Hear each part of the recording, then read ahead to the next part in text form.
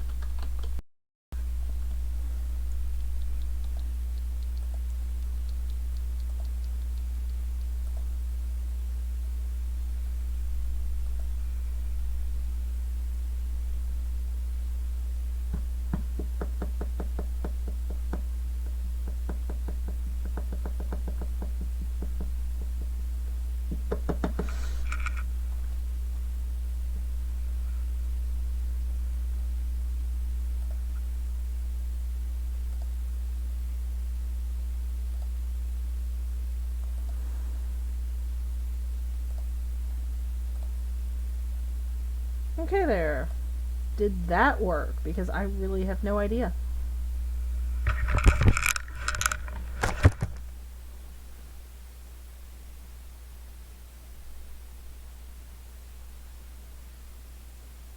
Oh, good. You can hear me now. Yay!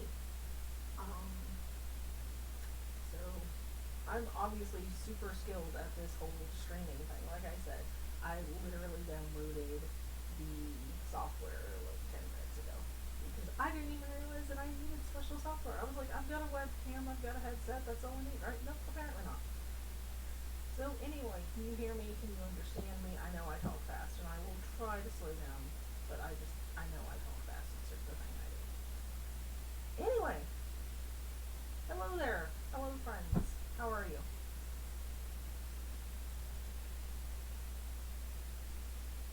Okay, great. Thank you, John. I hope you're feeling good today, sweetie.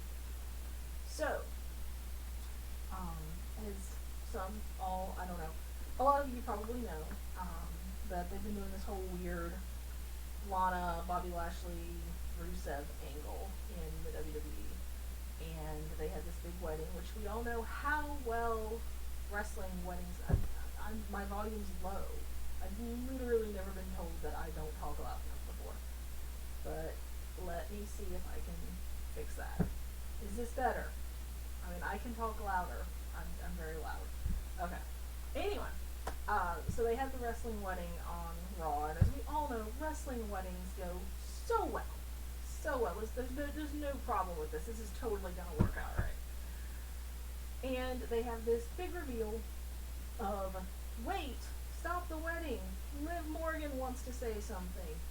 She's so heartbroken because the love of her life is marrying someone else.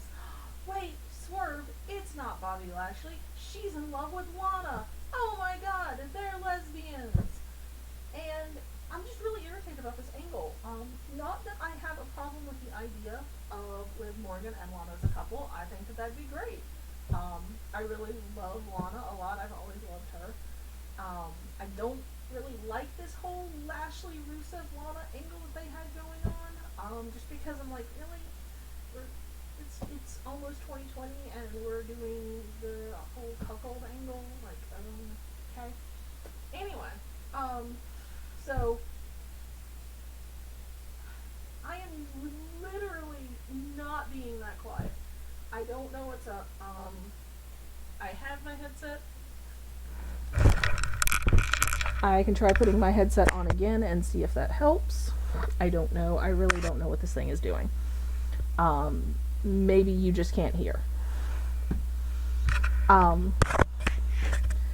mean, it's a multi-billion-dollar company. I really expect them to, like, maybe do something at least borderline respectful.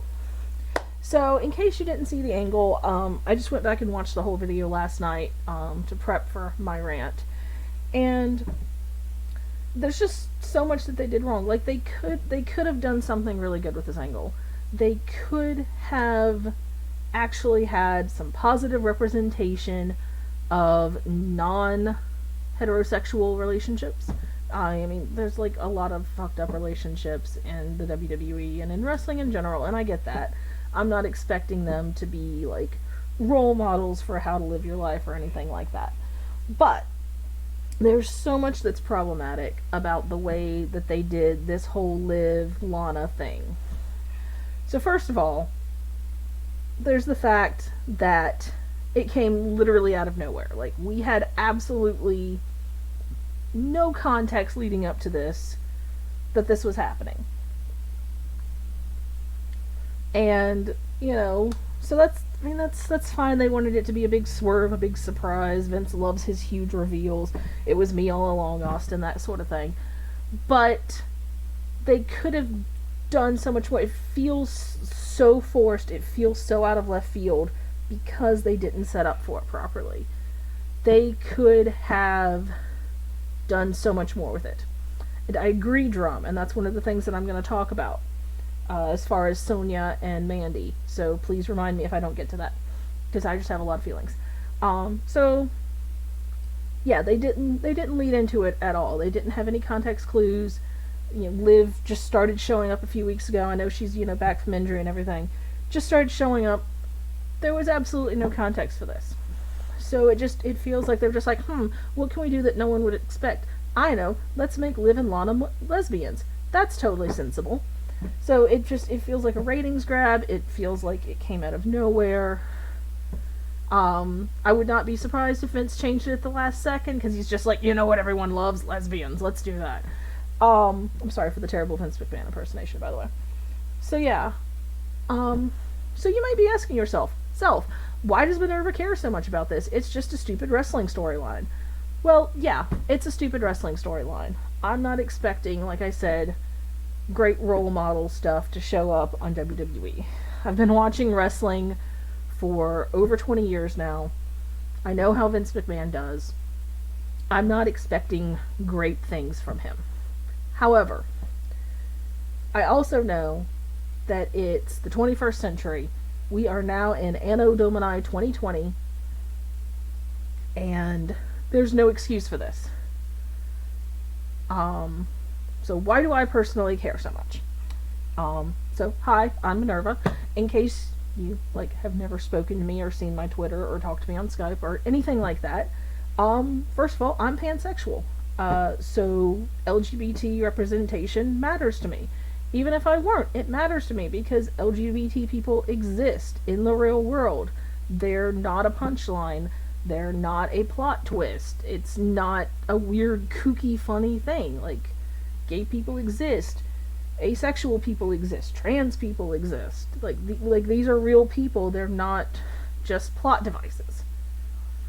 So that's the first thing. The fact that we have real life lesbians, not as a joke lesbians, but Sonya Deville is an actual woman who is a lesbian who works for the WWE.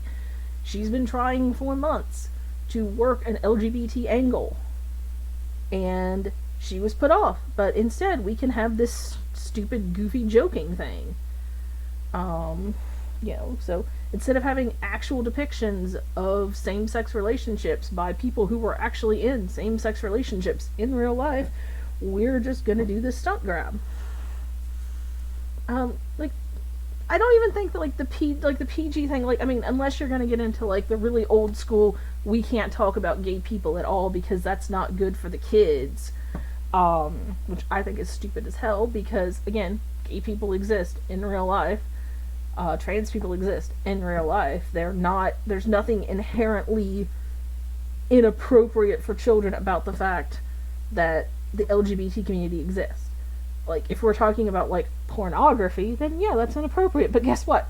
Heterosexual pornography is just as inappropriate for kids as is gay pornography or whatever. So it's a matter of content, but just the existence of LGBT people doesn't make something inherently R-rated or X-rated or whatever, and that's another problem, is that there's just this inherent sexualizing of queer identity. Yes, I use the word queer. I personally use that to describe myself. There are some people who have a really big problem with the word queer. I am not using it in a pejorative or defamatory way at all. It's just a word that I use to describe myself. And then, the LGBT community as a whole, I would never apply it to another person unless they specifically told me they were cool with it. Just a disclaimer. But anyway, so, LGBT folks exist. And we're not a convenient plot device where you're just like, I don't know what to do with it, let's throw lesbians at it. So that's my first problem. My second problem, in case, again, you haven't met me, I'm polyamorous. What does that mean, you might say? I am a person who practices what I call ethical non-monogamy. I have absolutely no problem with monogamy. I think that it works out for a lot of people. It's not for me. So there it is. As such, this could have been an opportunity, had it been handled in a more respectful manner, for an ethically non-monogamous relationship to be depicted. That's not the way that they decided to handle it. They decided to make it, they're lesbians, and so Lana was cheating on Bobby, who she already cheated on her husband Rusev with Liv. Which, just the fact that we keep coming back to the cheating storylines, and so the idea that if you're with more than one person, it's inherently unethical, that you're inherently hurting somebody. Hi, Rob. Welcome to the stream. I just have a really big problem with that, because, it makes me look like a shitty person, because I'm just like, oh, no, I promise you, I'm not cheating on anybody, I'm not lying to anybody. Yes, deception is a problem, but now we're having the implication that you can't have more than two people in a relationship without it being inherently deceptive. And we're getting into the fact that we're playing on that same tired stereotype that bisexual and pansexual people are greedy and they can't be trusted, and that they can't be in a monogamous relationship with one person because they're automatically going to want to have sex with somebody else who's a different gender. See, Brandon, I get that. I get that the WWE does this shit. I understand that. I don't think that means that we have to put up with it. Like, if you just say, what do you expect from the WWE? I expect better. Do you know why I expect better? Because they are the biggest name in this industry. Like it or hate it, Vince McMahon is the name that people think of when they think of professional wrestling. And as such, I feel that the WWE, as a company, has a responsibility to the community, both community of wrestling fans, the LGBT community, just the community of human beings on planet Earth, to do better. And if we don't ask them to do better, they have no reason to do better. Because Vince's bottom line is always going to be, how can I make a buck? And so unless we call them out when they do things that are unacceptable, unless we vote with our viewing hours and our money, he's going to keep doing whatever he wants. So I feel that it is incumbent upon us as wrestling fans and decent human beings to call events out and to call the WWE out when they do things that are wrong. And I feel like this entire angle has been handled very wrongly. Anyway, but going back to the discussion of what they're actually doing. So, we've got, okay, so now we've got Lana as bisexual or pansexual, however she wants to identify. I'm not going to put a label on her, either, as a character, as a real person, because that's not my job. I'm not here to label other people. Anyway, so we have her as a non-heterosexual person. But that inherently sets her up as she's not straight, and that's part of why she's a bad person. She cheated on Bobby Lashley with Liv because she's not straight, and this is why you can't trust straight people. I had a conversation with someone about 12 years ago at this point. It's not a person that I speak to anymore. In the first EFED that I was part of. And we were talking, we just started talking to each other, getting to know so we're doing the getting to know you questions. What do you do? Where do you live? What kind of stuff do you do when you're not watching wrestling? Blah, blah, blah. And then he started getting into more personal questions. It turned out he was a bit of a creeper, like you do. But one of the questions that he asked me was, you're not bisexual, are you? And I was like, bruh, you can't just ask somebody that, first of all. And second of all, why does that matter? And the answer that he gave me was, well, I could never date someone who was bisexual because my last girlfriend was bisexual and she cheated on me with a woman, so I could never trust anyone who's bisexual because I would always be afraid that they would cheat on me with a woman. And I was like, okay, home slice. First of all, we're not talking about dating. Second of all, we are never going to be talking about dating, even before you said this messed up shit. Third of all, if she cheated on you, that's because she's a cheater, not because she's bisexual. So let's just put that out there right now. it kind of was an ASL thing, Drum. It was really awkward because he was like asking me like how much I weighed and all this stuff, and I'm like, dude, that's none of your business. Stop. But anyway, so I'm so tired of this really drawn out, ridiculous idea that there's something inherently untrustworthy about people who are bisexual or pansexual. It's hurtful, it's not accurate. Yes, people are gonna cheat. But they're gonna cheat because that's the kind of person they are, and because they get put into a situation where that is an option available to them. They are not cheating because they're bisexual. They're not cheating because they're pansexual. They're cheating because they're a cheater. And so this idea that, bisexual people are greedy, bisexual people can't make up their minds, bisexual people are confused, we're getting all of that. So we get this whole thing with Lana being, oh, here's more evidence that Lana's a terrible person because now she's cheating on the guy she cheated on her husband with. But the implication is that because she's greedy, not because she's actually in love with one or both of them and has, strong feelings for more than one person. That's not even a consideration. Also, just the fact that we picked Liv Morgan, who I like Liv Morgan. I've come to appreciate Liv Morgan a lot more in the last year or so than I did when she first started in the company. I'll be honest, I wasn't super impressed with her at first, but she's come a long way. She's done a lot of good stuff. She's a really good storyteller. And I feel like she and Lana and Bobby and Rusev are all handling this angle as well as they can. I am not blaming them as performers at all. They are doing the best they can with what's been given to them. And that's something that really frustrates me, is that people can't separate between the performance aspect of this and, real life. Apparently a bunch of people have been cyberbullying Lana, telling her that she's a slut and she's a prostitute and she's this and she's that because of the storyline. First of all, it's a storyline. Don't start blaming the performer for a storyline. That's not who that person really is. Sometimes, I feel like a lot of times the best characters are building up aspects of your personality and making it larger than life, but that doesn't mean that that's who you are as a person. Second of all, it is 2020, folks. 2020. Can we please, for the love of God, stop shaming women for their sexuality? I don't care if Lana wants to have sex with 30 dudes in a row. She is a grown woman. As long as everyone is a consenting adult, I do not care. I don't care if your thing is feet. I don't care if your thing is gimp masks. I don't care if your thing is furries. If everyone is a consenting adult, then it's no one else's business. End of story. And Brandon, you did make a good point. There's a double standard. Women get called out on this shit a lot more than men do, and that's part of what I'm going to talk about. We're starting out with the Lana Liv thing because that's the current thing that's on the spotlight right now.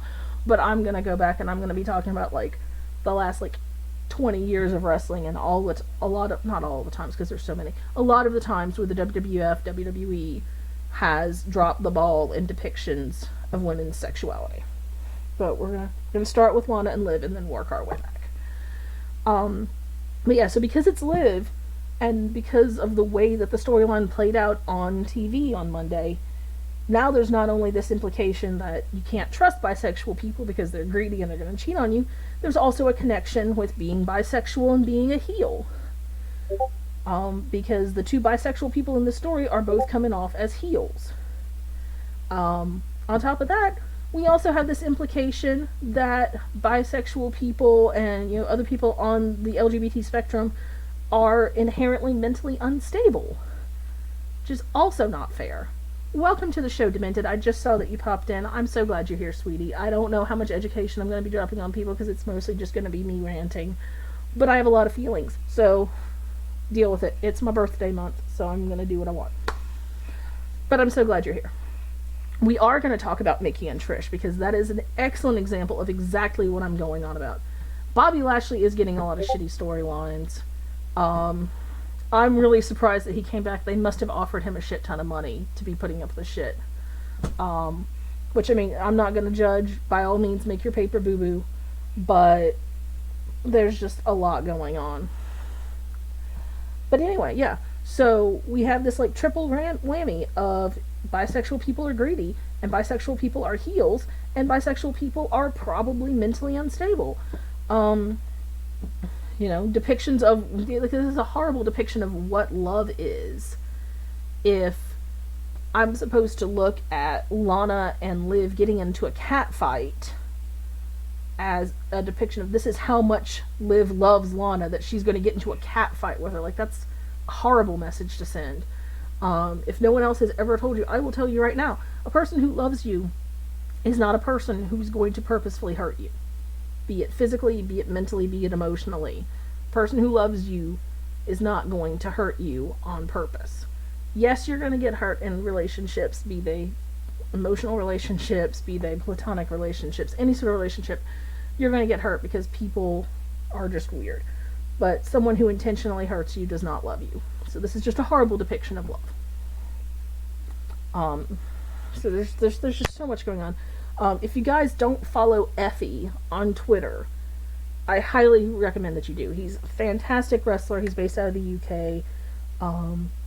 He's a member of the LGBT community as well, and he has said some fantastic things. He said so much of this so much better than I could. Really, the only thing I'm contributing that Effie hasn't already said is my viewpoint as being someone who's polyamorous, and the fact that we're depicting non-monogamous relationships as inherently wrong and deceitful and damaging.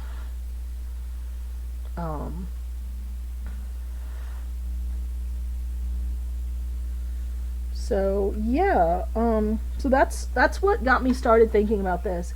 And then my brother Wolf asked on Twitter, he's like, well, can you think of any time where you've seen a good depiction of female sexuality in the WWE? And I was like, you know what? I really can't. Like, I can think of some times where it was less problematic than others. I can think of some times where it was inoffensive, but like an actual positive depiction of female sexuality in the WWE, I really can't think of one. If you guys can think of one, then by all means drop it in the chat and let me know, because I'm open to being wrong about this. I would love to be wrong about this.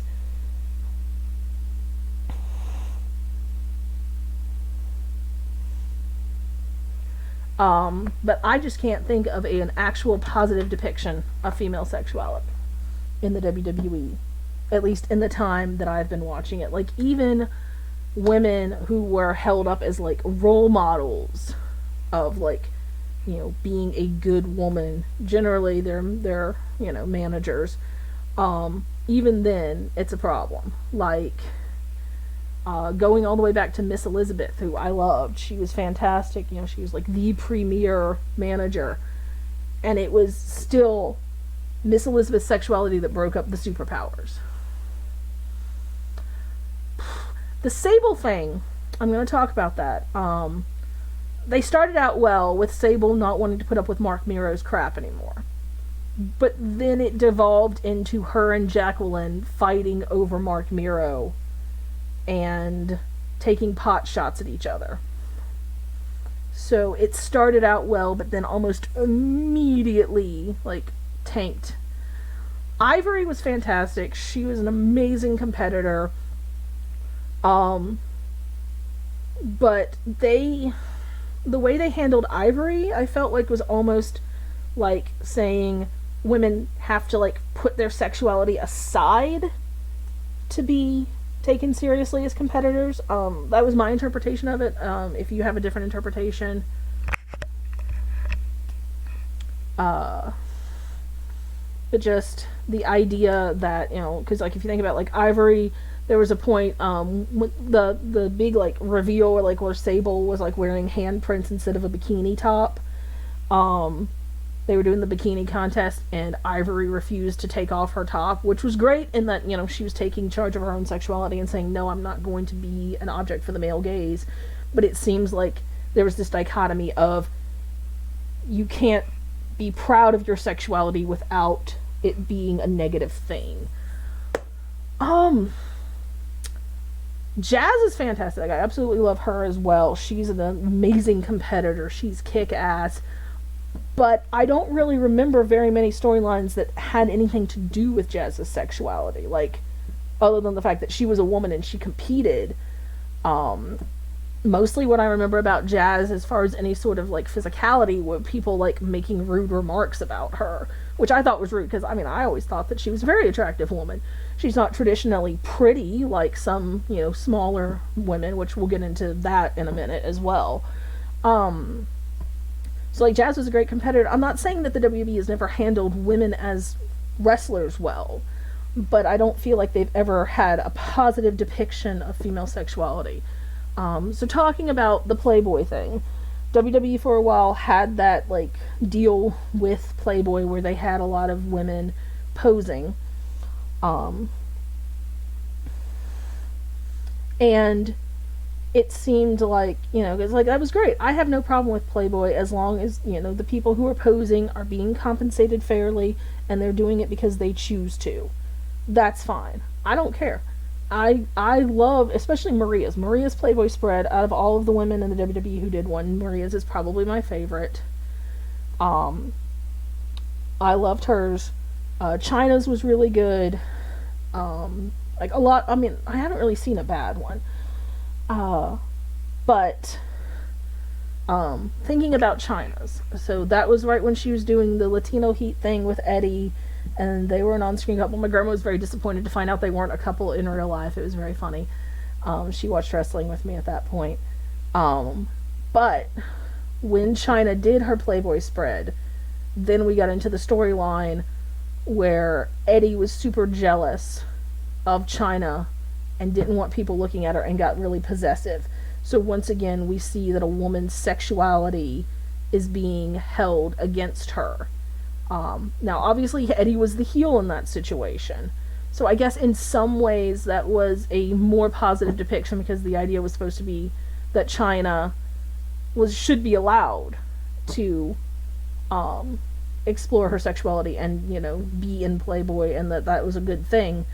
But the fact that was a storyline that happened at all. Which Ashley? Are we talking about Ashley Massaro or are we talking about Ashley Flair?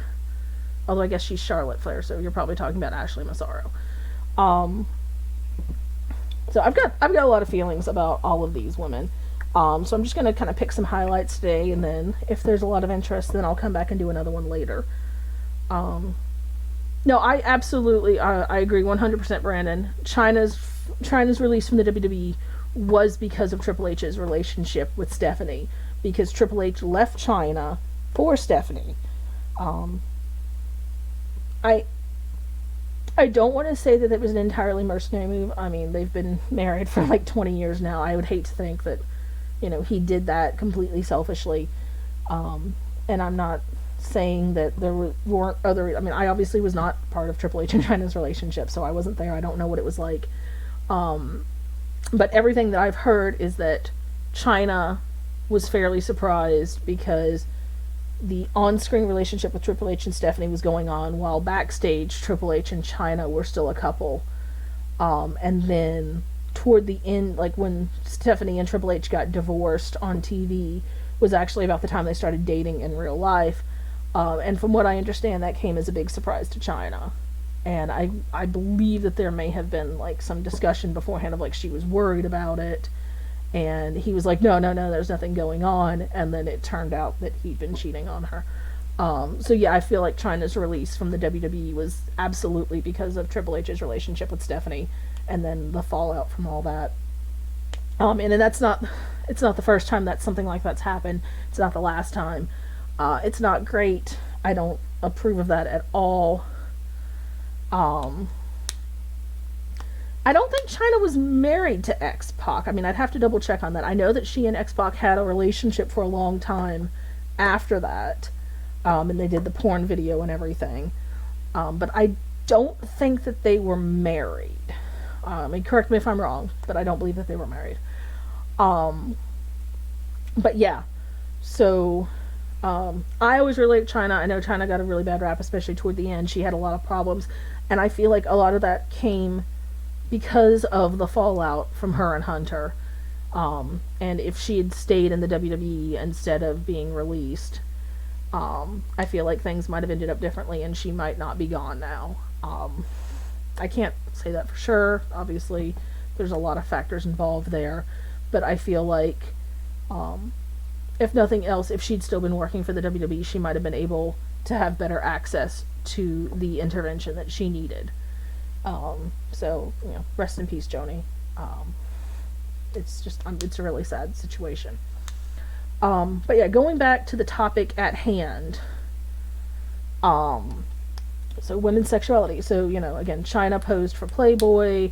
There would be this big deal about it, and then Eddie got super jealous. Speaking of Eddie Guerrero, let's fast forward to after his unfortunate and untimely death. Yet another person we lost in the wrestling industry way too young. And what has been come to be termed as Eddie-sploitation after his death. So for those of you who might not remember or weren't watching or whatever, one of the storylines that happened after Eddie's death was the Vicky Guerrero storyline, in which she came on as an on-screen authority. And, the backstage reason was that the company wanted to make sure that she and the kids were still getting money from the company. They wanted to make sure that she and the kids were taken care of, which is great. I really appreciate that. And I believe that, what was said in some interview or there was that she felt like Eddie would want her to work for it, which is why she took an on-screen role. That's fine. I was not a big fan of the way they played the Vicky Guerrero character, but, you gotta have your heel on-screen authority. It happens. Then we get to the Edge thing, which Edge has been involved with a number of problematic storylines over the years. But this one especially stuck in my craw because of the way it was handled. So, if you'll remember, Vicky and Edge became an on-screen couple, and things were leading up. They were going to get married, and the person who was trying to stop this was Rey Mysterio. It's really weird to have Rey be the person who's doing this, considering that one of Eddie's last big storylines before he passed was the whole custody of Dominic thing, which was really weird and creepy. Yes, Rey and Eddie always worked well together, but the fact that that was the storyline that they did, that was just really weird. But anyway, so then, Eddie passed, and all of a sudden Rey is championing the memory of Eddie, even though this is the guy who tried to steal his kid. Whatever. So, Rey keeps jumping in the middle of things and telling Vicky that she needs to stop pursuing this relationship with... We'll talk about that too, Demented. But, so Rey keeps telling Vicky that she needs to stop pursuing this relationship with Edge. But the reasoning that he gives is not, Vicky, you can't trust Edge because he's a son of a bitch and everyone knows that he's manipulative and he's just using you because you're an authority figure. His reasoning was, you are being disloyal to the memory of Eddie by dating someone else. And that just really bothered me. Oh god, Dominic on a pole. No, we're not talking about that right now, guys. Oh god, flashbacks. But no. So Rey's entire reasoning for trying to disrupt the relationship, and I get that, but even if it had been Chavo, I still don't think that the idea of saying you're being disloyal to your dead husband by moving on and having a relationship with someone else is a good angle to go. Again, if he had wanted to say Edge is a schemer, you can't trust Edge, everyone knows this, everyone knows that Edge will do anything to get ahead, and he's just using you because you have you have power, then that would have been fine. That would have made sense. I totally would have been on his side. But the idea of telling a woman, you aren't allowed to move on from your dead husband and have a relationship with someone else who makes you happy is just repugnant to me. And I don't feel like if it had been a situation had been reversed, they would have gone with the same angle. If it had been Eddie in some sort of authority position pursuing someone else after the death of his wife, I don't think anyone would have said, oh no, Eddie, you're being disloyal to your dead wife. Yeah, we'll talk about that at some other date, because that's not quite where I'm going with this. But the fact that CM Punk was the heel in a feud in which his entire point was Jeff Hardy's on drugs and probably shouldn't be on drugs, because, you know, drugs are bad for you. The fact that he was the heel in that situation was pretty fucked up too. So yeah, that's the Vicky and Edge thing. And once again, a woman's sexuality is bad. She's a bad person because she wants to have a relationship with someone else. Again, it's like, yeah, was Edge obviously using her? Yes, but that was not the way they took the story. Depictions of mental illness in the WWE and in wrestling in general are also very problematic, demented. I totally agree. I've been really trying to take the word crazy out of my vocabulary as just a descriptor for something that's like unexpected or surprising or like wild or whatever, because it is so damaging to people who suffer from mental illness. And the WWE, of course, once again, is way behind the times on that. So we have multiple incidents of where we have the crazy heel. I mean, and even, you know, sometimes, obviously, there's been faces who were dealing with some sort of mental instability, and that's usually played up as a joke, which is also a problem, because, again, we're not taking mental illness seriously, or taking people who deal with mental illness as actual human beings. They become a punchline. Hey Blaze, welcome to the show. So like, if you think about, you know, like early 2000s, Perry Saturn going around talking to Moppy, and that was played up for laughs, even though, like, if in real life you had someone who was talking to a mop that they thought was sentient, they probably have had some sort of traumatic head injury and should be checked. But once again, we're just going to play it up for laughs, because who cares about, like, you know, actual people. But yeah, AJ Lee's character, that was a really bad combination of depictions of mental illness and depictions of sexuality. The Psycho fan, Rob, definitely, we're going to talk about that, because that is a tried and true trope, and the majority of the time, if you will remember, it's a woman. Because when you have a really obsessed fan who comes in, who's a dude, it's usually played differently. But yeah, so let's move on to the Psycho fan, quote unquote. The big ones that I can think of right off the top of my head. A lot of them got attached to China, which is very interesting when you think about it. So the two that I can think of right off the top of my head are Tori, not Tori Wilson, but Tori that was with Kane and then was with X-Pac. Which Tori is a whole other interesting subject. And then later on, Miss Kitty, who became the cat, who was like literally modeling herself into a miniature China. Mickie James is obviously like probably like the epitome of that. And the Mickie James Trish thing was another situation which was handled really poorly. It was the early 2000s, so of course we have to just be like her lesbians. But again, we saw the connection between Mickie James as a mentally unstable person and Mickie James as a lesbian. She is attracted to Trish Stratus, which we're all told we're supposed to be, because we get told time and time again that Trish Stratus is a very attractive woman, which she is. I'm certainly not trying to sit here and say that Trish Stratus is not an attractive woman. She's very attractive. But the fact that Trish Stratus' sexuality has been put on display so many times for the male gaze, all of a sudden a woman appreciates that, and that's some sort of mental unstable.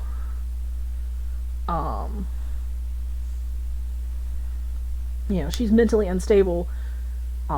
She's obsessed with Trish Stratus, and that obsession is tied in with Trish's sexuality. Um, and I mean, the WWE, to their credit, I hate to say, they really did push the envelope with that. Some of the some of the things that they did in the Mickey James Trish Stratus angle, I'm honestly surprised that they did and that they got away with. Um, and even more so that they referenced it at the Royal Rumble last year with Mickey and Trish facing off. Um, but again, there's that, sexuality becomes a tool. One of the things I want to talk about if I continue doing this segment is the really weird relationship that Vince has with quote unquote flamboyant characters. People like Adrian Adonis, people like Gold Dust in some ways. Alright. I think I am forgetting Brandon, so can you please remind me when that happened? Because there's been a lot, and I will be very honest that there were times where I was not watching wrestling, so it could just be that I was not watching at that point. So I'm not entirely sure what you're talking about with Trish there. So if you can refresh my memory, that'd be great. Um, but yeah, so thinking of other places where we've seen that. Um,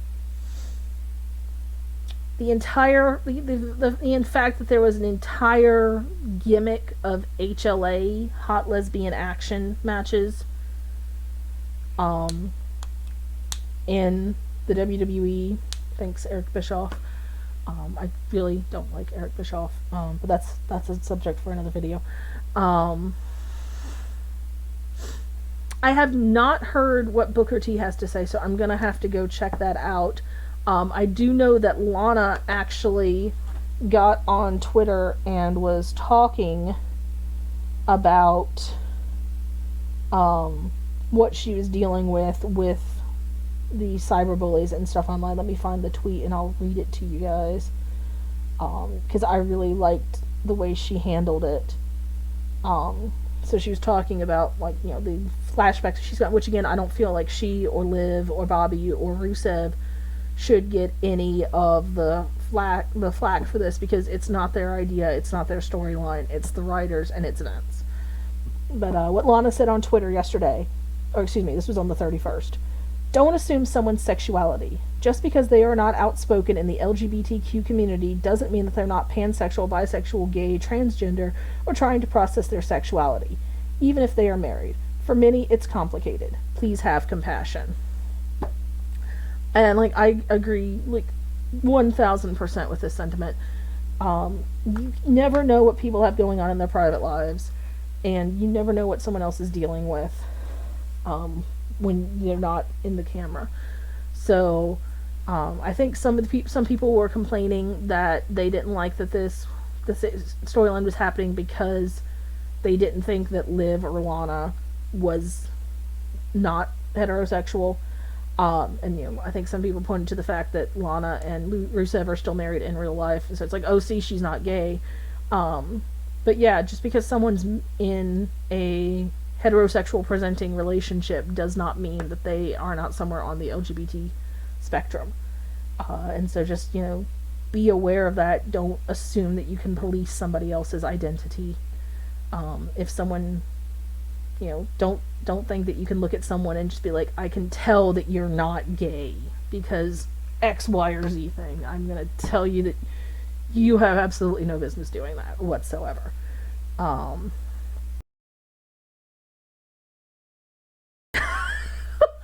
I just read what you said, Demented.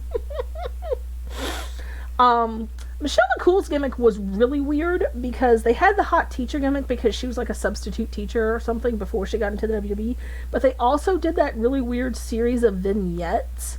It was like Love and Life with Michelle McCool, and they were all like tampon ads.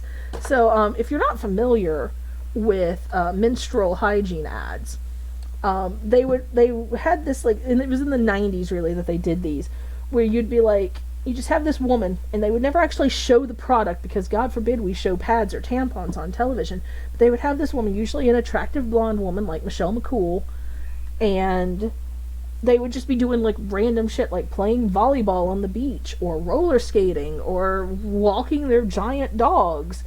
And it was like showing you like you can live a full life and your period doesn't have to get in the way, which, you know, is a great message. Certainly don't want people to be encumbered by their periods to a point where like they can't live their lives. But it was just like this series of disjointed images that had nothing to do with menstruation, and then it was like a Tampax ad, and you're like, what the hell did I just watch here? And Michelle McCool had this really weird series of vignettes. I'll see if I can find them, and I'll post them on my Twitter and in the 90s Skype chat that I run. But yeah, so Michelle McCool had that really weird love and life gimmick, and then they also had the hot teacher gimmick. And then she like got into like her Christian rodeo gimmick, kind of like Shawn Michaels has, which is really weird and also kind of funny when you think about the fact that, I mean, in real life relationships are a lot of times problematic in wrestling, especially if one or the other partner isn't on the road. We've seen that multiple times, and I'm not really here to talk about that today. I'm not really here to talk about in real life relationship stuff. But, I mean, I'm sure everyone can name off the top of your head at least 2 or 3 in real life relationships that got messed up because only one half of the couple was on the road. You don't remember those, John? Like I said, I'll post those in the 90s chat when I get done here. They're really weird. Like just like her playing tennis and shit. It was very strange. Stacy Keibler did have a schoolgirl gimmick. Schoolgirls in general, like that's a weird nebulous thing, like because then you're getting into like implied pedophilia, and it's a slippery slope, and I don't really want to talk about that right now. Maybe a little later on or in a different stream. But yeah. Vincent Kennedy McMahon, of course he put himself over God. If anyone was going to put themselves over God, it would be Vince McMahon. I mean, are we really surprised? Really?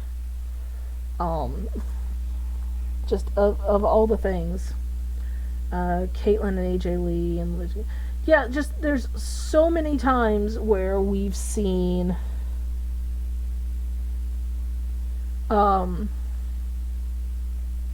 lesbians being portrayed either A, for the male gaze, or B, as a punchline, or C, at least one of them is mentally unstable and that's why this relationship is happening at all.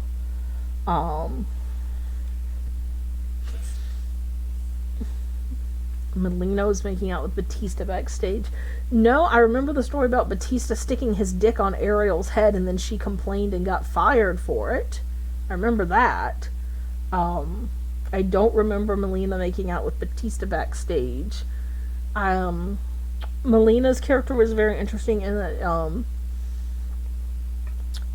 all three members of Eminem, so her and Mercury and Nitro, were all playing the same sort of character, but Melina got a lot more flack for the way her character was than Nitro and Mercury did. Like, she was the one whose sexuality was problematic, even though they're the ones who are like wearing their belts like freaking like they have their junk out of their pants.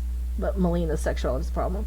And I mean, and you see that with so many female managers, in that they are expected to use their, like, the entire point of having a female manager is to have, is to have your manager be able to distract the referee, be able to distract your opponent because they're an attractive woman, and then the woman is demonized for interfering in the match and using her sexuality in the way that she was hired to do. So once again, we get that great double standard. I absolutely adore Paige. I love her. I think she's fantastic. When they had the first Women's Royal Rumble, I literally cried because Paige couldn't be part of it. Um, you see someone split their legs in the ring, what do you expect? I expect to be impressed because they are a lot more flexible than I am. I don't really know what being able to do a split into the ring has to do with anyone's value as a human being. But if you want to share that, Brandon, go right ahead. Um, Going back to Paige, like I said, I cried at the first Women's Royal Rumble because she couldn't be part of it. I love her so much. I'm really worried about her now, only because she's dating Ronnie Radke, and Ronnie Radke is a super problematic dude. And Paige has had a history of being in bad relationships before, so hopefully he has improved and he's not nearly as much of a shithead as he used to be. Because I would just really hate to see Paige continue to be in negative relationships that are not good for her. I really want her to be safe and be happy and be with someone who appreciates her and deserves her. But that's my little soapbox right there.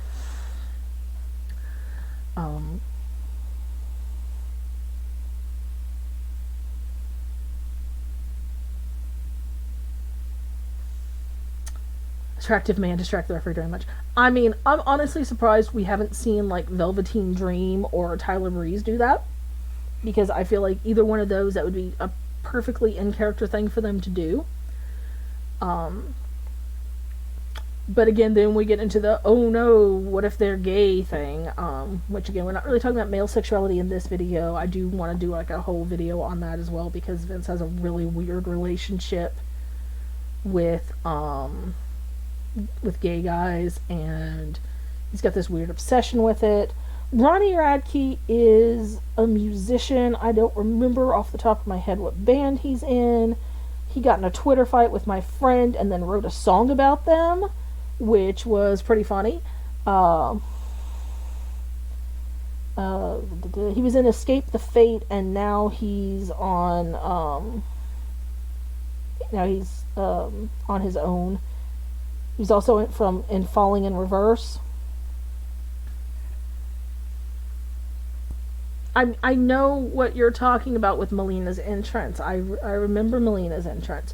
What I'm saying is, what does the fact that she did a split to get into the ring have to do with anything? Because if you're telling me that the fact that she did a split meant that she was a slut, I will come to Baltimore and slap the shit out of you. Just saying.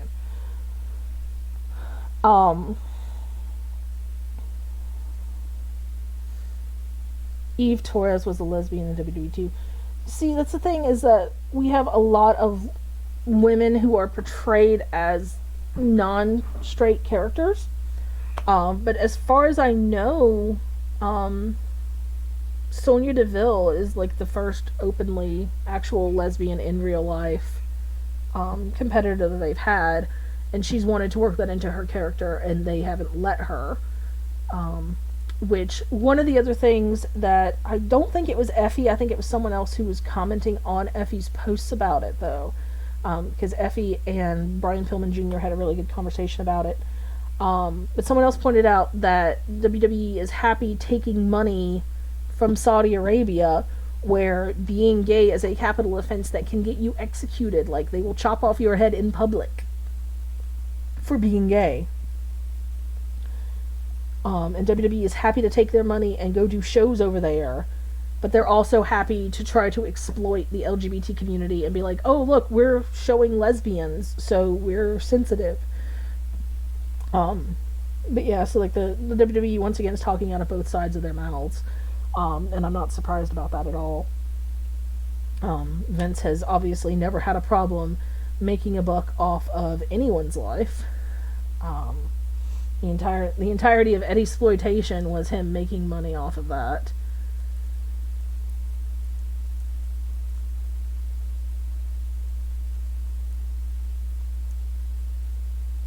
Yeah, the fact that Vince McMahon is so close with Pat Patterson, who was never openly, I don't believe he was openly gay when he was wrestling, because at that point in time it was very hard to be an openly gay public figure. But I mean, obviously we have, since then learned that Pat Patterson is a gay man. The fact that Vince is so close with him and then has all these weird depictions of male sexuality is very strange. But then you have to look at the fact that the community itself is super weird about Pat Patterson. There's a whole thing with like him and Rene Dupree, and the fact that there's a term of like the Pat Patterson reach around, and the idea that like men can get themselves over by like prostituting themselves to him. Again, that's just not a helpful stereotype. Had it on Sonya's SmackDown entrance where it said first openly lesbian wrestler.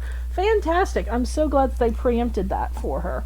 I mean, again, I know that Sonya is out. They did not out her. She was already an out woman. So, thank God at least they didn't, like, out her without her permission.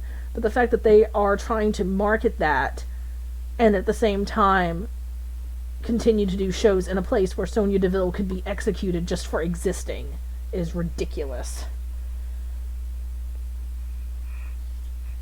They nearly did a storyline with Mandy having Sonya fall in love with her and take advantage of this, from what I heard. Yeah, that was the angle that she and Sonya wanted to work. And then that kept getting put off and delayed for various reasons. And the Liv Lana thing is what they went with instead. Which, again, just is very frustrating to me because it was handled so poorly. And the fact that Sonya's been pushing for it for months and was not allowed as a lesbian to actually have a lesbian storyline when that was something that she wanted is very frustrating. Women's revolution is complete and joke and so. I don't feel like it's a complete joke to everyone. Because I feel like, and this is gonna sound very like conspiracy theory, but I really feel like the reason that Triple H is pushing for this so hard is because he has 3 daughters and no son. And so if he wants his children to follow in his footsteps, they're going to have to be able to do so as women in a company that has traditionally been dominated by men. The fact that the women's main event is almost always secondary to the men's main event. If you say the world title, you're talking about the men's belt and not the women's belt. So I think part of it is that Triple H is trying to change that because he wants at least one of his daughters to follow in his footsteps. So I think that's part of where Triple H has shown that he has an appreciation for indie wrestling. He has appreciation for the business. Whether you like him or you hate him, Triple H has revolutionized the wrestling world in a lot of ways. I understand why a lot of people don't like him. Going back as far as the Clique, the fact that he got a lot of opportunities handed to him and has since handpicked people and handed those opportunities to them. But at the same time, that's how the wrestling industry has worked as a whole for a long time. And it's just now it's more obvious because we see these things happening on TV. Are all of Triple H's picks the best? No. But at the same time, I mean, it was the same way with anybody else. It's just that we watched all of that happen on television, and there was that weird period in the late 90s, early aughts.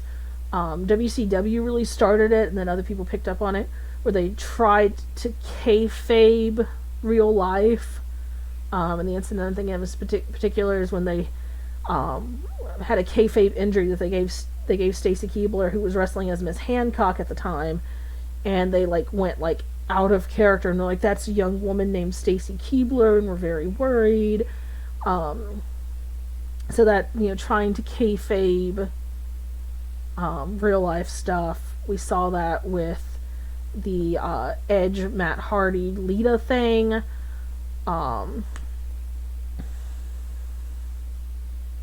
Bye, Demented. Have a good day. I love you. Thank you for stopping by. But yeah, what was I saying? Edge, Matt Hardy, Lita. So Lita has had to deal with this sort of thing for a long time, and I'm not trying to absolve her of guilt because I feel like the way that things went down with her and Matt and Edge was very messy, and once again, hashtag problems that could be solved by polyamory. I'm just kidding. Obviously, polyamory is not for everyone, and is not a solution to problems if you're having problems in your relationship. But the way that was handled was just really bad, and then Vince tried to exploit it, and it got really messy and it was kind of cringy to watch. But even before that, Lita had a bad reputation, um, because of the way that she'd worked her way through Mexico. And the going story in the wrestling community was that she'd slept her way through Mexico, and that's how she'd gotten all of her training. She was in a relationship with S.A. Rios when she came into the WWF. Um, and so obviously she got her training from S.A. Rios by sleeping with him. Um, and just the idea that that's because she had relationships with wrestlers, she was somehow marketing her sexuality, which, first of all, if that's what she was doing, that's no one's business but her own, because again, she's an adult. And second of all, the idea that that's how a woman can get ahead is by using her body, and it couldn't be that people saw talent in her, even though she's an incredibly talented wrestler and did a lot of things for wrestling and women's wrestling in particular. um Lita's thong.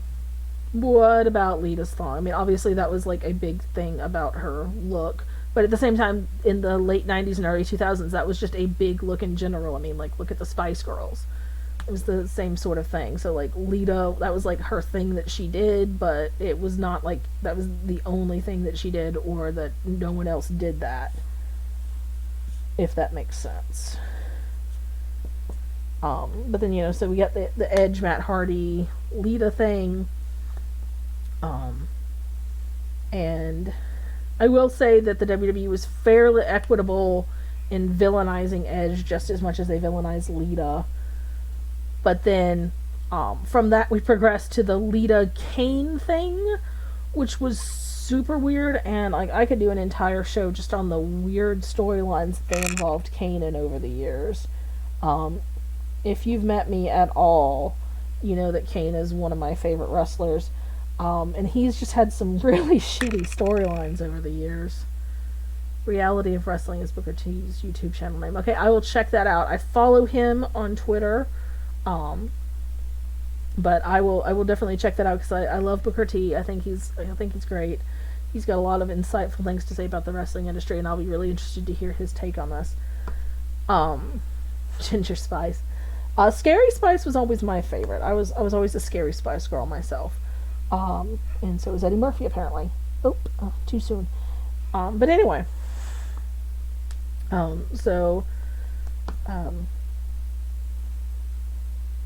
Supposedly sleeping with those coasters. Yeah, see, that's what I'm saying. So there's these allegations that Lita was getting training by sleeping with someone.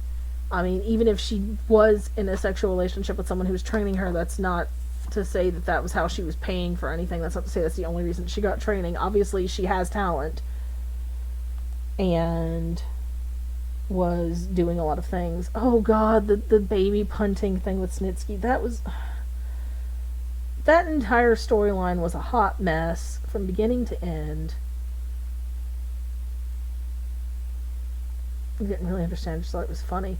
Yeah, see, that's the thing, is that WWE plays so much for laughs, and they cater to that lowest common denominator.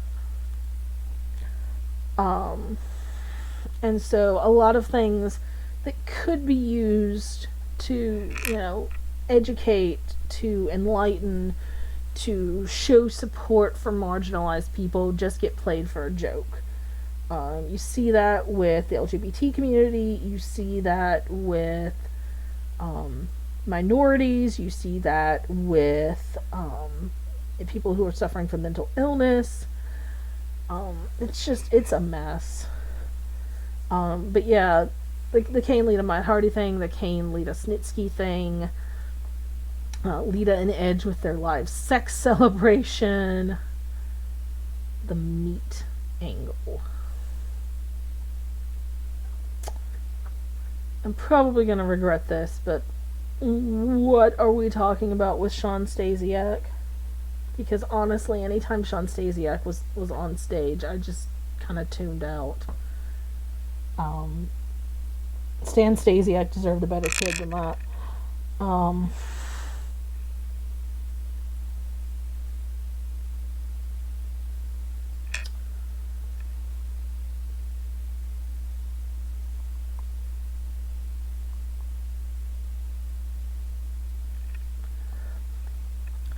But yeah, going back further, fired Snitsky for kicking the baby.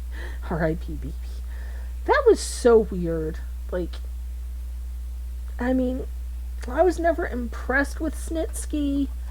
I was not a big fan. Um, I mean, as much as I love big wrestlers, like, I mean, some of my favorite wrestlers of all time are Kane and Kevin Nash. I'm a really big Lance Archer fan. Um, Sheamus and Cesaro, I love both of them. I like big dudes, but I don't like big monster dudes just for the sake of being a big monster dude. Like, I want there to be something interesting about your character. I want you to be a good storyteller. I want you to be a really good technical wrestler. I want there to be something to you other than just the fact that you're big. And Vince McMahon just has this thing of like, oh, look, this dude's big. I'm going to give him money. Terry, Jackie, and Tori while sleeping with him, and that caused him to lose. I blocked that out.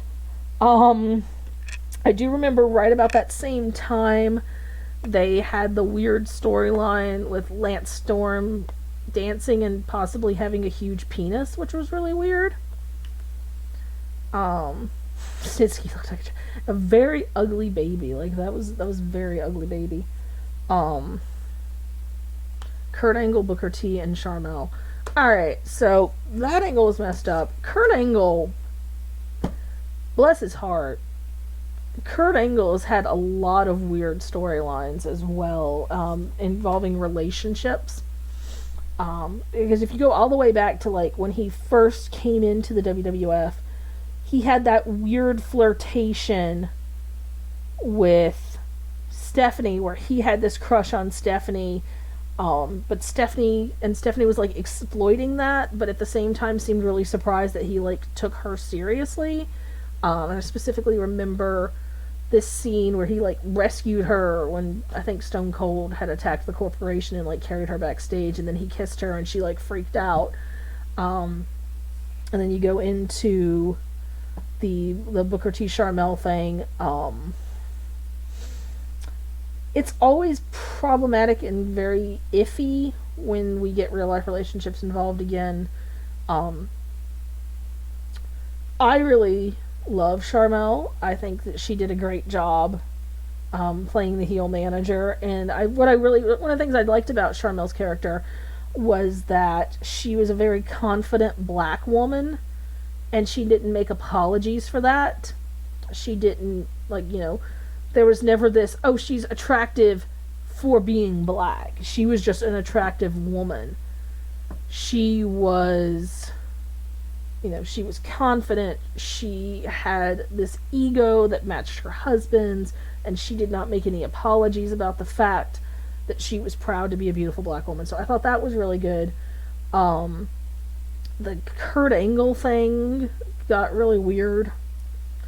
And yeah, both Altered and Preston are right. That was a work and a shoot at the same time, because Jeff Jarrett stole Kurt Angle's wife.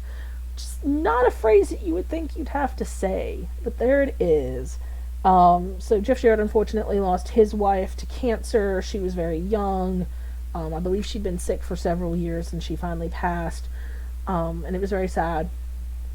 And that's a tragic loss, obviously. But then he stole Kurt Angle's wife.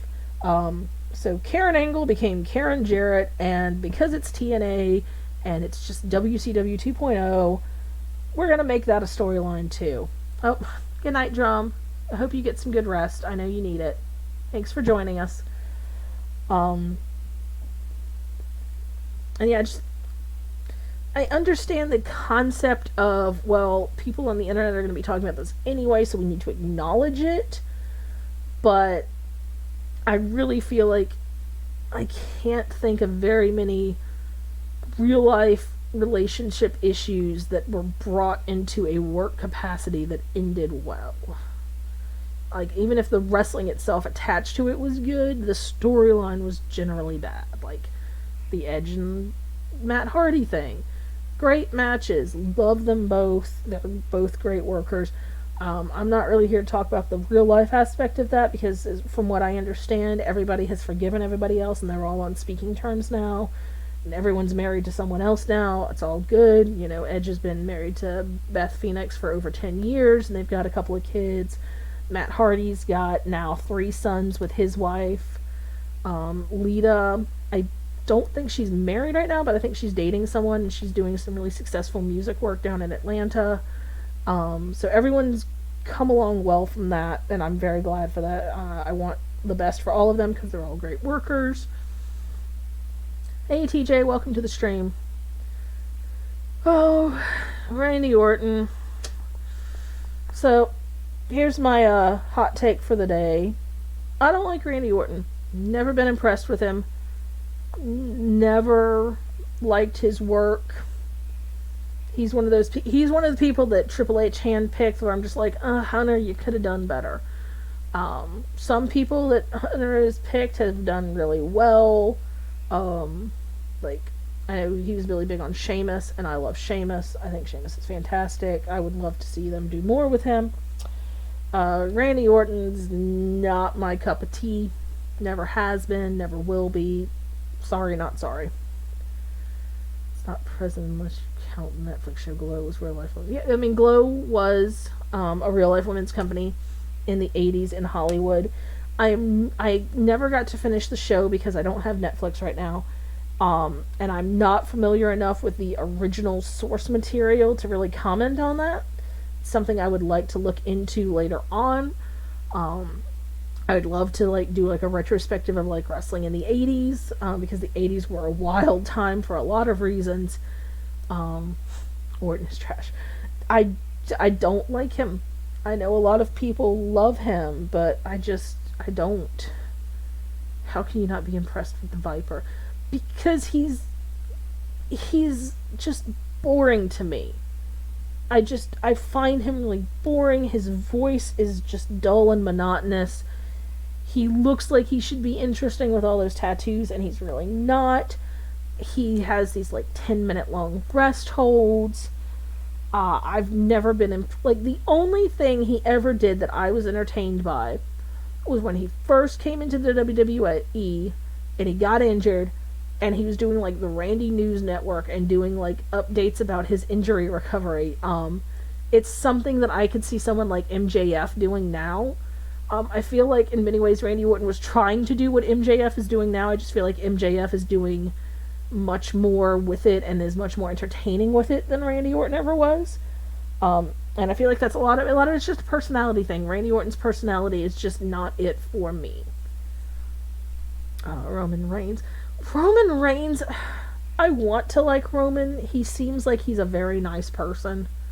Everything I've ever heard is that he's a very decent person in real life. He's very pretty. I will give him that. Roman Reigns is a very pretty man. But I find him really boring too. I feel like Roman could be interesting, but they just are not booking him well, and so I'm just like, oh, and here comes Roman Reigns to save the day. Oh, the establishment's screwing over Roman Reigns so he can save the day. I don't like his finisher. Whose finisher? Roman's or Randy's? I don't have a problem with a cutter as a finisher. As far as Randy Orton goes, I don't think that it's as devastating as they try to put it over. It's a cutter. I guess the out of nowhere thing's kind of cool, but it's just not my thing. Ruby Riott. Ruby Riott the Ruby Riott and the Riott Squad could have and should have been really awesome. There's a lot of talent there. And I get that part of it is that she was coming off of injury too. And I get that they can't do much about when people get injured. If you're actually kayfabe, if you're actually shoot injured, there's not a lot they can do about that. They have to do the best they can. They have to rearrange things. Just like this thing with Bobby Roode, which has anyone heard what Bobby Roode tested for? That they've got him on suspension. Just as an aside, I'm just curious. I was looking it up yesterday and I can't find anything. But yeah, Ruby Wright could be really awesome, and they're booking it terribly. Sarah Logan is really talented and could be doing a lot of good stuff, and they're not doing anything worthwhile with her either. The Liv Morgan thing is going shitty. They're all really talented women, and I would like to see them do more with them. Becky Lynch and Seth Rollins. I adore Becky Lynch. She is one of my favorite women in wrestling right now. She's done a lot to elevate the game. But I feel like, and I don't think this is Becky's fault, but I feel like because of the way they're booking it and like this 4 horsewomen thing, the idea of the 4 horsewomen is interesting. I can see that they're trying to recapture that lightning in a bottle that they had with the 4 horsemen. Part of the problem is that they don't have the amount of talent in the 4 horsewomen that they had in the 4 horsemen. I'm sorry to say it. Becky Lynch I adore. Asuka is amazing. She's super talented. Bayley, not my cup of tea, but I'm not going to sit here and say she's not talented. Bayley's not my thing. I don't care what Jamie said. Jamie's a fucking idiot. Sorry guys, that's shop talk. You guys don't know Jamie, thank God. But Charlotte Flair, I don't like her. She's sloppy. I feel like part of the problem is that Charlotte didn't want to get into the industry. It was always supposed to be Reed. He was going to be the Golden Spawn. He was going to be the one who did all the big things and followed in Rick's footsteps. And then he died really young.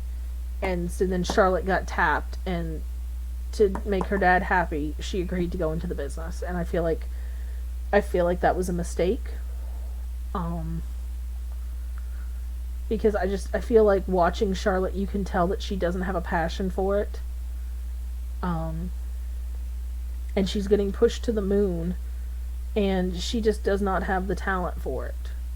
Like, as an overall athlete, yes, she's impressive. As a wrestler, I don't feel it. Alexa Bliss, I have more respect for Alexa Bliss than I did. But I would like to see more done with her as a wrestler. Like, I feel like we've seen a lot out of her as a personality, but I would like to see more from a wrestling capacity. Because my personal preference is I would rather see someone who's a great wrestler and only okay personality-wise, or someone who's good on both fronts.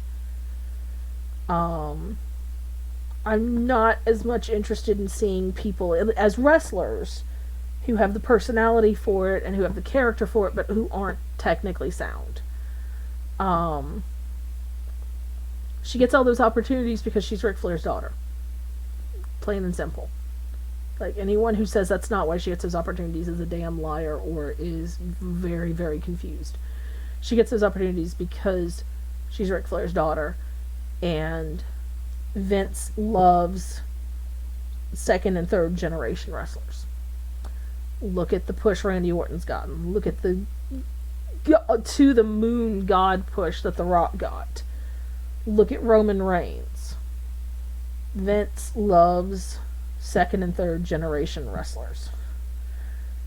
I totally agree that Asuka and Amber Moon should be getting more opportunities. Asuka has gotten more opportunities than I expected. I'll be very honest. I mean, I love her. I've seen her wrestle live when she was working with Chikara.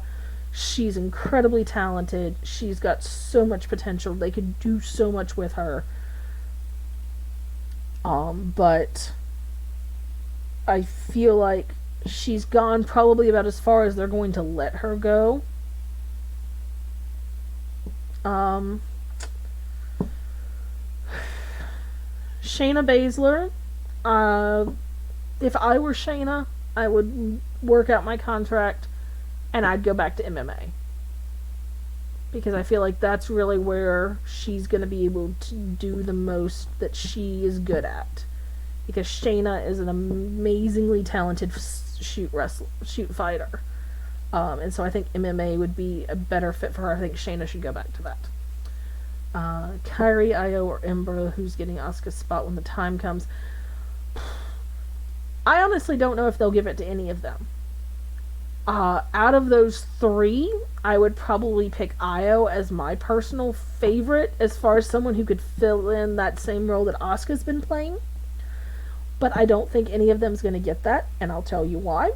It's because none of them are blonde white girls, and that's what Vince likes.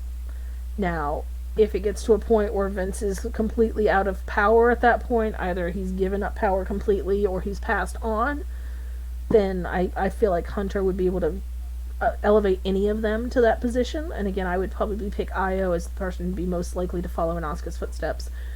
But if it's Vince, I don't think he's going to pick a Japanese woman or a black woman to elevate.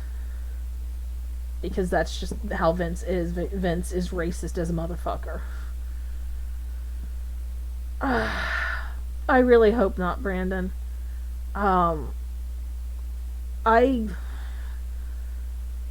had high hopes when Ronda Rousey came in, and I'm not here to downplay anything she's done because I couldn't do what she's done. Like, I'm not gonna sit here and pretend that I'm a wrestler or I'm a fighter. I am a big ass nerd who just likes to sit around and read books, play video games, and write. So I'm not getting in there and fighting anybody. But I feel like with the lead up they gave Ronda Rousey, she hasn't lived up to that hype. And Vince is racist. Vince is as racist as a motherfucker.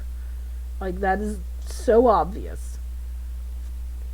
Not just from who he has pushed and not pushed, but from stories that have happened backstage, places, where we have seen, like the fact that POS Hayes had a job until he got caught calling Mark Henry the N-word.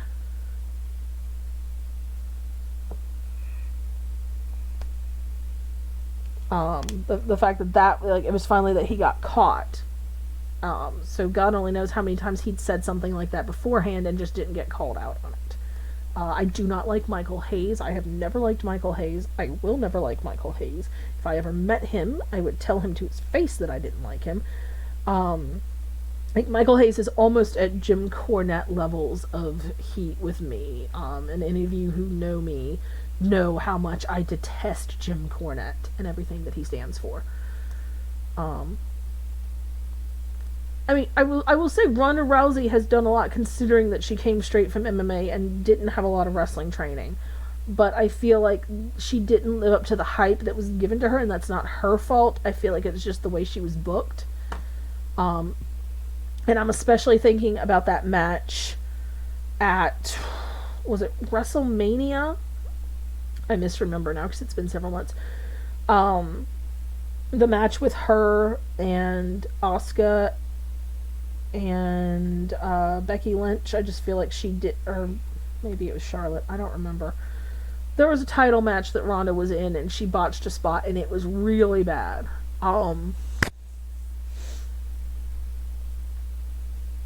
Virgil. Yeah, the entire Virgil thing.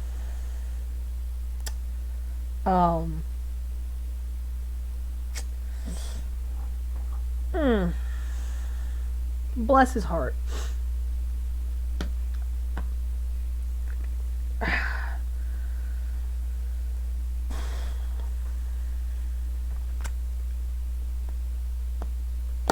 I'm not gonna touch on that one right now because I'm not talking as much about race except for where it intersects with women's sexuality and gender presentation right now. But the Virgil things, ugh. The guy with a flag on his tights is racist. I thought wrestling was a work.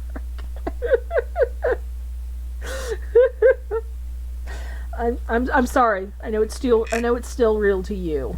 And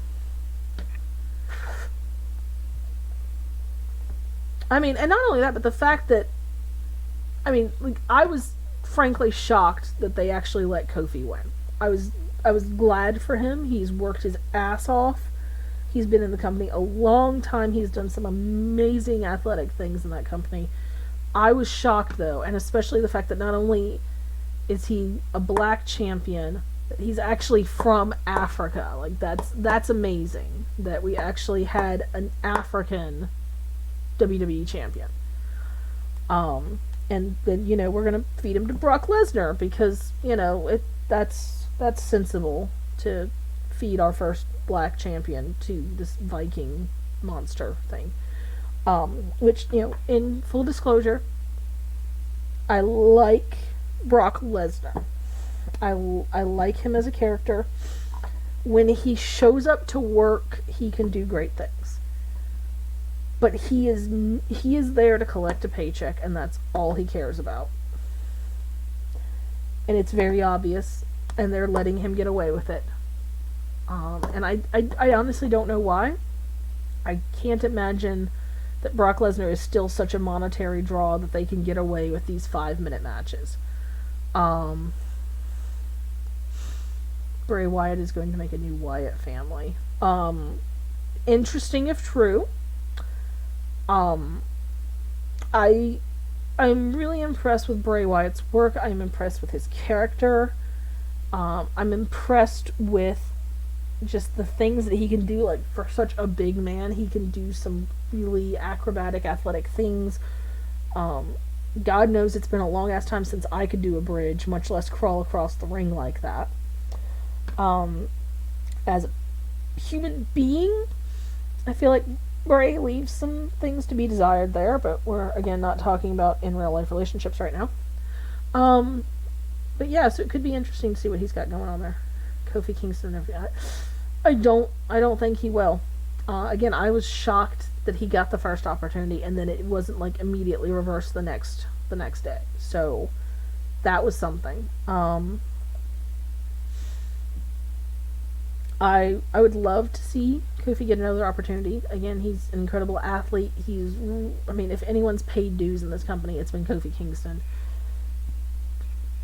Just the fact that he went from, okay, we need a dude to do a weird spot in the Royal Rumble, go get Kofi, to world champion. And real Sister Abigail. The implication in the storyline of 2K20, which, spoilers if you haven't played through the storyline, there's like a whole chapter where you like get the Undertaker's urn and Papa Shango sends you to this like weird shadow realm, and you fight your way through like the Bray Wyatt compound, and the implication there is that it's supposed to be Ruby Riott, which could be interesting. But I don't know if that's ever gonna happen. I think like there being a real Sister Abigail could be really cool. I actually shared this thing, if you go to my Twitter, with this idea of Liv Morgan being Sister Abigail, and that like being played into this angle with her and Lana, which I think could have been done really coolly. Oh, you're right. It was Nikki Cross. It was not Ruby Riott. It was Nikki Cross. I misremembered. A female Kane. Again, I'm gonna have to do a whole show where I just talk about Kane and all the weird things that have happened to him over the years. Good use of female sexuality in the WWE. So,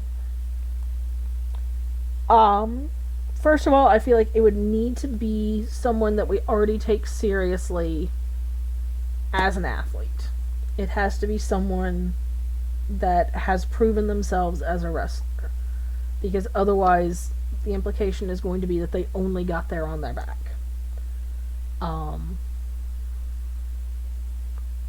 And that's just the sad fact of it. Again, look at someone as talented and who's brought so much to the sport as Lita, still having those implications that she slept her way through Mexico getting training.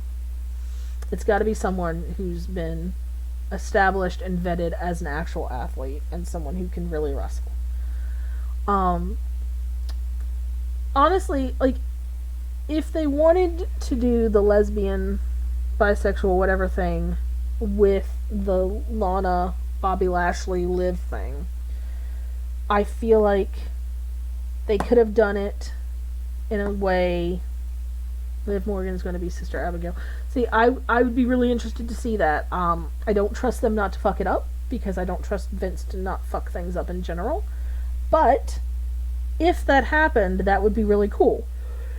And I would like to see that. And I feel like that could have tied into this angle as well. But if I were going to rebook the Liv, Lana, Bobby thing, instead of having Liv interrupt the ceremony, I would have had it happen with, like a backstage moment with Lana and Bobby before the wedding, where Lana says, Bobby, I love you. I'm so happy that we're taking this step, but there's something that I need to be honest with you about. And then bring in Liv that way. And, then have Bobby have a reaction. And, honestly, you could take it a couple of different ways. You could have him call off the wedding because he's not comfortable having to share Lana. That would be fine. Like, that's a perfectly valid. I've said it more than once this stream. Polyamory is not for everyone. And if you prefer to be in only monogamous relationships, then that's totally cool. So they could have done that. Or, have Bobby be like, well, what does this mean for us? I thought you loved me. And then have that be an opportunity to explore the idea of being able to be in love with more than one person at a time. And have it develop from there.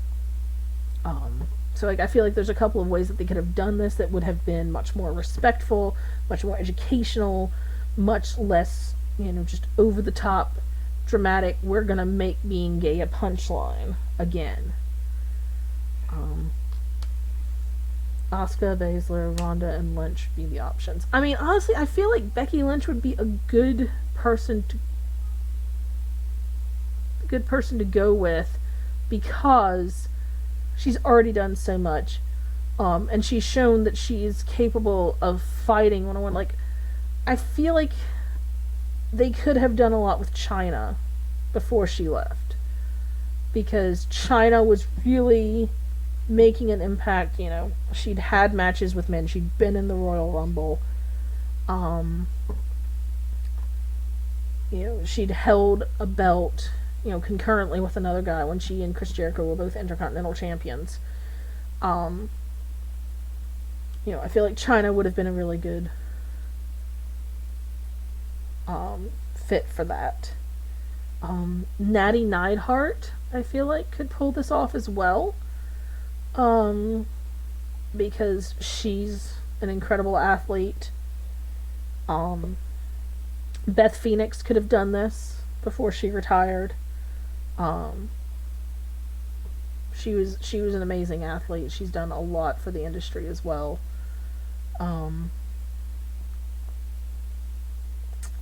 But yeah, Tegan Knox from NXT is going to be Lady Kane. I'm hesitant. We'll see where that goes. I mean, Ronda Rousey, I feel like probably has more name recognition outside of the wrestling community, so if that's what they're going for, then I could see that. But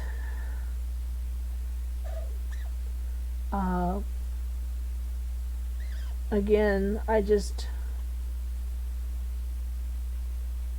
don't know how confident I feel in Ronda's ability to tell a story. Chyna had the look to be a world champion. Asuka's got the talent. Asuka is a beast. If you haven't had the opportunity to see some of her work before she came to the WWE, I mean, not that she's not doing good stuff in the WWE, but like just the level of work that she did in the independent scene in the United States and over in Japan was incredible. Asuka has so much talent, but I don't think that she's going to get that nod in the WWE because Vince has this weird disdain for Asian athletes.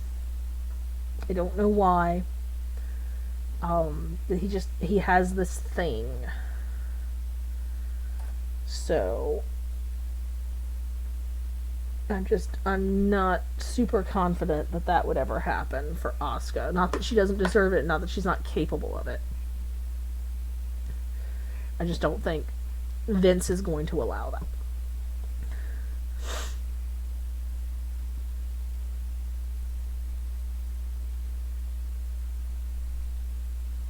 I mean, I don't blame Tegan because I'm also a huge Kane fan.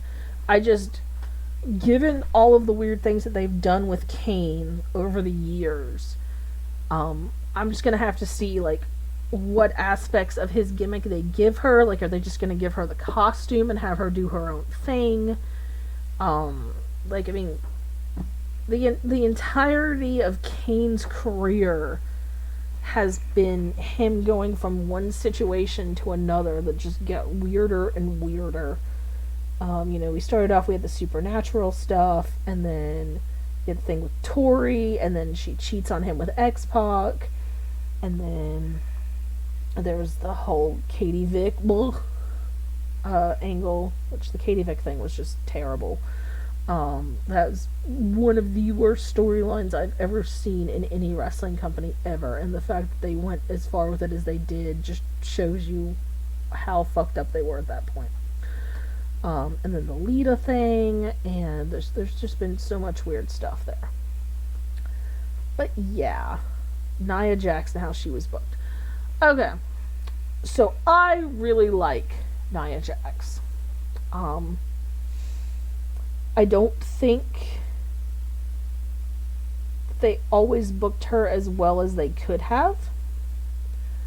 And I feel like part of that came from fan reaction to her because I feel like a lot of fans weren't sure what to do with Nia Jax because she didn't fit their cookie cutter idea of what a woman in wrestling was supposed to look like and act like. And I feel like putting her up against I'm trying to think of how to phrase this, like especially toward the end, like around Royal Rumble, WrestleMania time last year, they were still booking her as a heel. I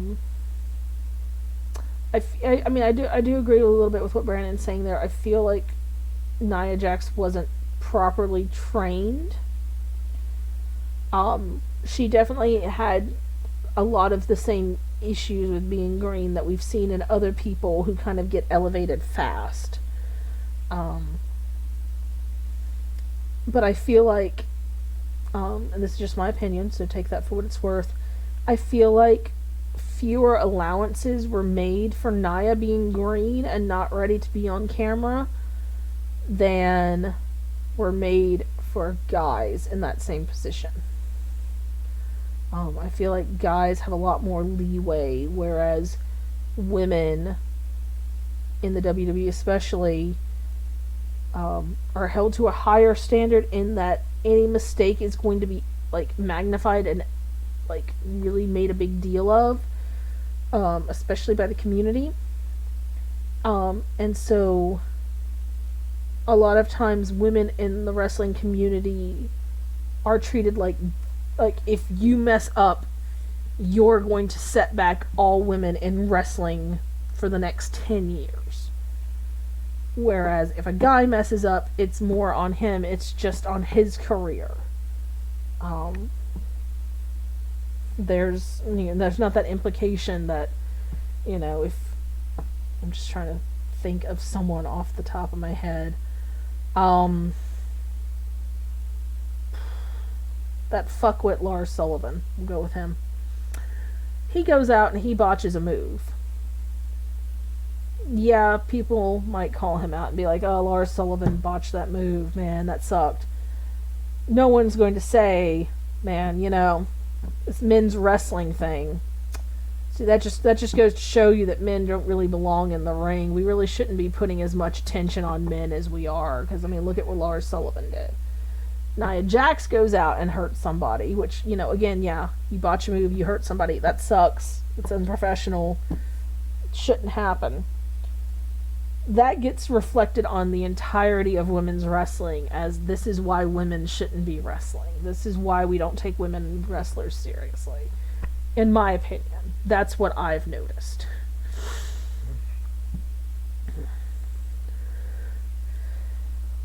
Yeah, I mean, and again, I feel like there's more wiggle room for this to happen with men than with women. Yeah, just like Brandon said, it's a double standard.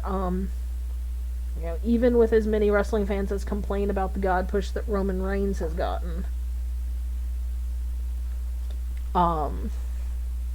there are still a lot more people who are willing to defend Roman Reigns than there are people who are willing to defend Becky Lynch, people who are willing to defend Nia Jax, people who are willing to defend Bayley. Just from what I've observed. I could be entirely wrong. And I'm not saying that no one defends them, but I just feel like in general people are more willing to overlook these things in men. Men get more wiggle room, men get more leeway. My 2 cents.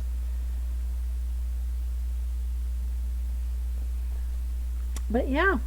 So I know that this was kind of all over the place and higgledy-piggledy, but I really appreciate you guys dropping by. I'm gonna try to make this. At this point, I could probably commit to like maybe a once a month thing because I've got school starting soon. It's my last semester working on my master's, and then hopefully, fingers crossed, I'll be going on to do a PhD in the fall. But I have to wait and see what I hear from places where I've applied. I've applied to 4, and if I don't get into them, then I'll work through the summer and next year, and this coming fall I will apply to more programs. No, and I agree, I don't expect anyone to be perfect in the ring. I get, we are all human, and all of them are doing things that I could never do, so I'm not here to say I expect perfection out of anybody, but I do think, especially in a company as big as the WWE, there's less excuse to not properly train your wrestlers before you put them in the public eye. Because wrestling is hard as it is, and doing anything is even harder when you're out in front of a huge group of people. I posted it on Twitter, and I was trying to figure out if I was even being heard, and I was wrestling with my broadcast software, which is why I didn't post it on Skype. But if you ring the bell for notifications, then you'll get notified, and you won't have to worry about it. And yeah, like that's one thing. Nia Jax has her modeling career to fall back on. I have seen a lot of people give her flack for her appearance. I think she's a very beautiful woman. But moreover, it doesn't matter whether or not she's attractive because she's doing a lot of wonderful things for herself, and we should not be basing people solely on attractiveness. So that's my go home speech. Don't judge people based on their physical appearance because there's not a lot that we could do about a lot of our physical traits. Anyway, so again, thanks so much for stopping by, you guys. I really appreciate it. Next show is, whenever I end up doing it, is going to be on I'm trying to think of what I'm praising. Like male sexuality, specifically homosexuality or perceived homosexuality, because a lot of times there's behavior that is assumed to be homosexual, whether or not the individual displaying that behavior is actually homosexual. So yeah, that's what we're going to talk about. Sarah should be an on-screen talent. I mean, I love Sarah Del Rey. She is one of the most talented wrestlers, not just women wrestlers I've ever seen. But if she is happier doing a backstage role right now, if that's what she wants to do, then I support that. I feel like she could come out and put on a clinic, and I would love to see her, wrestle someone like Becky or Asuka or Rhea Ripley. I would love to see that, but Sarah's doing good work backstage, so I really just want her to have a good paying job and be contented in whatever she's doing, is what I'm going to say about that. Anyway, thank you so much for stopping by, guys. Sorry that it started off really sloppy. Like I said, I downloaded this software like literally 10 minutes before I went live. But I had a great time hanging out with you guys, great time venting my spleen. If you have ideas for something that you would like me to talk about on a future episode of this, assuming I ever do another one, hit me up on Skype, hit me up on Twitter, whatevs, on my Facebook if you've got me there. And I will talk to you later. Thanks so much, guys. Bye.